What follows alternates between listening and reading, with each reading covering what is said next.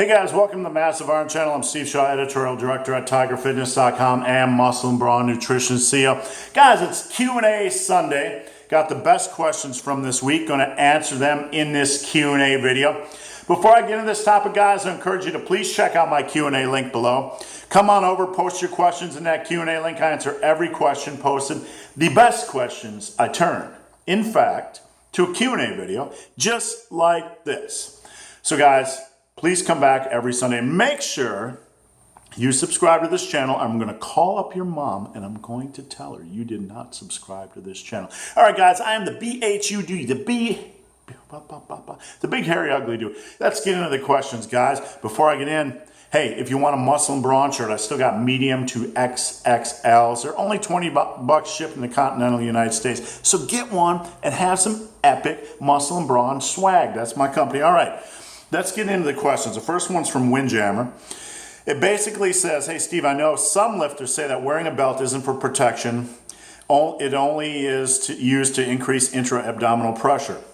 What are my thoughts on that? A belt or any device, be it knee sleeves or wrist wraps, that helps increase stability, helps increase tightness, is going to improve form, even if it's 2, 5, whatever percent. It's going to improve focus, and that an increase in tightness, an increase in form is going to reduce the potential for injury, and it's going to reduce the cumulative fatigue that you experience over time. So a belt isn't just for intra-abdominal pressure, whatever.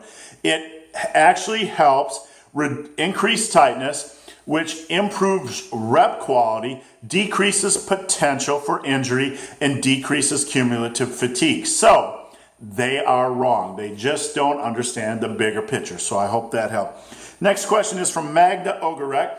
She says, Steve, when trying to gain mass, how does one determine to make sure the workout they did properly stimulated growth? She's curious about rep ranges, volume, etc. Here is what I preach, and this is in my book, Massive Iron. When you go into the gym, this is a surefire way to make sure you have maximized every set. You go into the gym and you push every set for as many reps as possible. Stopping that set, A, when you feel like you might fail in the next rep, or B, when your form starts to slip. If you make every set count, you will assure that you walk out of the gym and have left everything in the gym. You have made every effort possible to build as much muscle as possible. This is the best way to do it. Now, this type of training isn't easy. How much volume should you do? Well, that's going to depend on how you feel. Most times after I've done about 15 or 16 sets at max effort like this, max effort meaning for as many quality reps as possible, I'm ready to go. Probably 20 sets max is all you can squeeze, on a program like this. You might be able to do a little bit more on those days when you have a little bit more energy, but in general, 15, 16, maybe 18, maybe 20 sets max. Now, the rep range doesn't matter, as long as you're working generally between the 5 to 12 rep range on average for compound movements, maybe the 8 to 12 to 15 rep range on machines, cables and isolations, 8 to 15, whatever. As long as you're in a quality rep range that makes sense for you on that exercise, and you're pushing every exercise for every set for as many quality reps as possible, you are going to maximize every set, you're going to maximize every workout, and you are going to maximize your progress.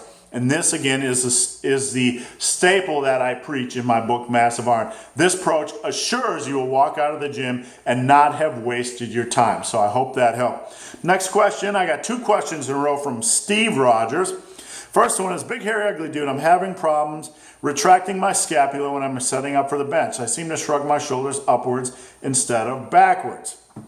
Now, Steve mentions when he's setting up, he's having problems retracting. This is a discipline issue, Steve. It is something you need to work on. Look, strength building, weight training, a lot of people believe that they can just read a tip on the internet, and I'm not being critical of Steve. I'm just trying to explain, make my point here. A lot of people believe they can read tips on the internet and instantly implement them into their training. It's not like that. Any skill, be it knitting or bowling or kung fu, did you see that? I was lightning quick like Bruce. Oh my goodness. Any skill requires practice, and that includes training. That includes weight training, setting up for the bench. You need to work on it. You need to work on it. You need to work on it. You need to put in your reps. So first piece of advice I have is just be patient. It will come. Now, when you're unracking, when you have that weight, concentrate on rowing the bar to your chest. That will help you keep a tight upper back, a retracted scapula, etc. Now, when you're pressing, one of the tips that I have that will help you keep that back tightness and that retraction is instead of just pressing, press, but try to drive your upper back into the bench. Boom, at the same time. That'll help you keep a tighter upper back for a longer period of time as the reps mount. So I hope that helps, Steve. All right, next question Steve had was, what are your thoughts on pause rep versus touch and go reps for raw strength? They both have their place. They both have their place. Pause reps, pause squats, pause bench, you're going to use a slightly lower amount of weight, but it's going to be, there can be incredibly challenging. They can be incredibly taxing. Pause squats leave me much more sore than regular squats. So they are a good tool. They help you with strength increases from that static, that frozen position. They also help you work on maintaining tightness throughout a set, because when you use pause squats, when you use pause bench, you really have to focus on maintaining tightness. You can't get loose at the bottom of the bench press. You can't get loose in the hole of the squat. It's critical that you maintain this tightness because it'll help you stay safe. It'll help you train safe. So pause squats, pause bench, yes, they're good for strength, just in a different way. They help you build strength from that static position. They also help you work on maintaining tightness for a longer period of time during a set. Now, regular sets, touch and go, bench, and regular squats, they're going to use slightly larger amount of weight. Excuse me, I don't know if I got a hair on my nose or what's going on. Can you guys check that real quick? All right, we got that over with. So yeah, regular rep work is going to help you, obviously, because you're using more weight. So they're both valuable. Once you get to that intermediate stage in lifting, you can play around with both, see what you feel is worth your time. So I hope that helped. Next question is from Hamza. Hamza says, when I squat, it takes so much energy. I was doing it as my first exercise, and I saw a video of Kai Green where he does squats, lats, etc., etc. So Hamza's basically saying that when he squats, it takes so much energy that he can barely get through the rest of his workout. And he saw Kai Green doing it at the end of his workout, and he was wondering if that's a good idea. Yes, that can be a good idea. The only thing is, when you do squats at the end of a workout or deadlifts at the end of a workout, you need to make sure, you need to be super focused on form. You can't let the fatigue you are feeling, jeopardize your form. So you have to be super focused when you do squats or deadlifts at the end of a workout. But with that said, yes, you can do them at the end of a workout. Just be super focused. With that said, you should be super fatigued after doing your first one or two compound exercises. If you are not, if you are one of these people that's going into the gym and not feeling like, boy, I just crushed my first two exercises, I don't have much left, then you are not doing it right. So what you're experiencing, Hamza, is a good thing. It means you're on the right track. After those first two exercises, you're pretty much ready to move on to cables or machines or isolation exercises. If you're not, you're probably not working hard enough in the gym. So I hope that has helped. Oh, I got that itch again. What is going on up there? I got some kind of a stray old man here or something, I think. All right, next question is from DG Scott 88. It says, big, hairy, ugly dude. Should I cut and get lean before going on a clean bulk? During the last 2 years, I've gone from 127 kilograms of weight to 89 kilograms of weight. I don't want to end up like them people that drop lots of weight and look skinny and no muscle.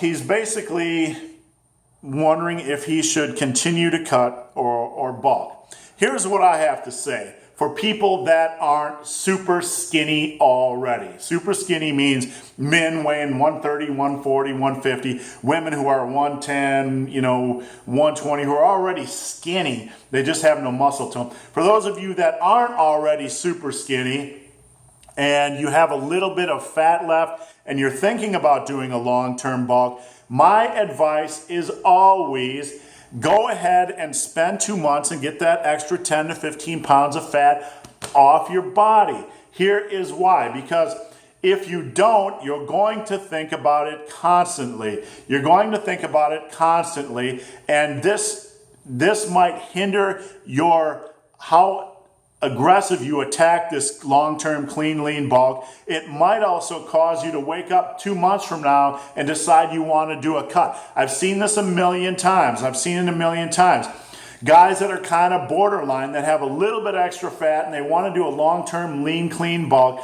and they get like 2 or 3 months down the road, and then it's just constantly eating away. It's just eating away at their head. They get like, that's what they get. They get like, just like that. They get like that.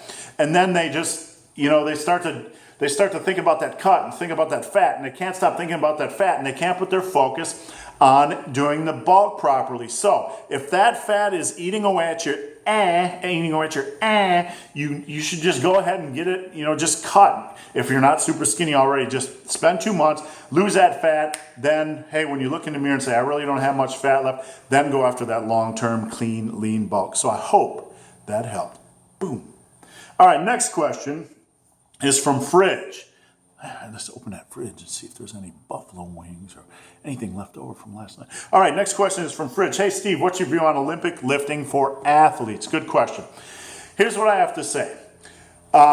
Anybody, any type of athlete who has yet to build a substantial amount of strength, the real deal is they need to focus on compound exercises. Putting in their reps, getting stronger on compound exercises. That's their bread and butter. It'll increase their vertical leap. It'll increase their sprint speed. It'll increase their punching power. It'll increase their hitting power. It'll increase their wrestling ability. Once those compound lifts are done, is it okay to do Olympic lifting? Yes, but Olympic lifting doesn't replace compound lifting when you're looking at athletic strength. They are a good supplemental exercise, a good assistance exercise, and can be used in concert with compound exercises, but they should not replace compound exercises. Now, we're speaking straight for athletes because this question was for athletes. So I would rather see you do your big compound exercises and then move on to an Olympic lift or Olympic lift variation than going from a compound to yet another machine. So I hope that helps. All right, next question is from Roscoe DC88. We only have 2 questions left. He says, hey, big hairy ugly dude, I'm going to be your test rat for the Shaw deadlift, and I made a video about the Shaw deadlifts a couple days ago. How would I replace these with my time deadlifts? Here's what I told Roscoe DC on the forum. If you want to do multiple set of Shaw deadlifts, and a Shaw deadlift is basically you do 1 deadlift rep, and then as you're standing up after that deadlift rep, you do 2 Romanian deadlifts, and then you bring it back up to this position, and you do power shrugs. Now in the video, I did 1 deadlift rep, 2 reps of Romanian deadlifts, and then 10 power shrug reps. If you were to put this into a program, and I have yet to put it in a program, I would probably start with about 80% of your 1 rep max and do 5 singles, do 5 sets of 1 deadlift, 2 Romanian deadlifts, and then like 6 to 8 power shrugs. So do 5 sets of that. When that feels manageable, then add 5 pounds. Now that's only 5 deadlift reps per workout, but this is brutal and intense work, and don't forget you're also doing 10 reps of Romanian deadlifts. So this is going to build your deadlift strength. This is going to build your trap strength. This is brutal work. Don't think it only utilizes 5 deadlift reps. It will work. So that's how I would approach it for starters. Adjust as you feel necessary because the magic is in the adjustments. All right, last question is from Boulder Shoulders. He says, does training grip strength and having a monster grip increase the size of your hands And does me training with straps on rows and shrugs in any way jeopardize my gains in grip strength? Because I want strong hands and forearms, but I also want big back and shoulders. All right, here's something that most people fail to understand. Physiologically, neurologically, when you have a weak back, your brain is going to want you to release the weight. If you have a very weak back, your brain is not going to allow you to get injured, so it's going to send a neurological signal to the hand, to the grip, to what? Weaken. Now, there is a study that backed this reality, but I do not have it handy because it's very difficult to find. But I'll let you guys draw your own conclusion. But the stronger your back, the more likelihood your body, your brain is going to allow you to grip. So a strong back actually helps you increase your grip strength. It helps you maximize or reach your grip strength potential because your brain's not going to signal for you to let go of that weight. Now, in addition, your back strength is always going to overshadow, or should always overshadow at some point, your ability to hold a weight. I did 265-pound dumbbell rows for 8 reps. I cannot do that without straps. Now, there are knuckleheads on the internet who are like, you can't wear straps, that's not training your grip strength. Look, man, I'm training my back to train my back. If you should always train your back to train your back. You don't let a weak body part hinder the progression of a strong body part. That is idiotic. Quote, end quote. So, train your back with straps. Get as brutally strong as you can on rows or whatever. And then if your grip is weak, then go on and do grip work. That's as simple as it gets. Don't listen to those knuckleheads on the internet who are like, you can't wear a strap to hinder your grip strength. Man, get your back as strong as humanly possible any way you can. It's never let me down. It won't let you down. Will grip training increase the size of your hands as you get older? Yeah, my hands are a little bit thicker, a little bit fatter. I don't know if that's just old man fatness, tendon size, whatever. But your hands definitely won't stay skinny and as skinny and as small when you get older if you've been training for a number of years. I don't know if that's from inflammation or tendon size or just thick ass skin. I don't know, but my hands are a little bit bigger. So guys, that's it for Q&A Sunday. Again, if you have any Q&A questions, if you have a question for the big hairy ugly dude, check out my Q&A link below. Come on over, post your questions in that Q&A link. I answer every question posted. If you've made it this far in this video and have yet to subscribe to my channel, what do? Subscribe. I'd appreciate the support. Guys, again, you can find the Muscle and Brawn t-shirts. Click that link below. I'd appreciate your support. They're only $20 shipped in the continental United States. I'm only making a couple bucks off them. What I'm doing is taking that money and putting it back in and trying to buy tank tops and hats for you guys, for anybody that's interested. If you guys are interested in my book, Massive Iron, you can find that link below as well. So guys, as always, thanks for watching. Have a great day.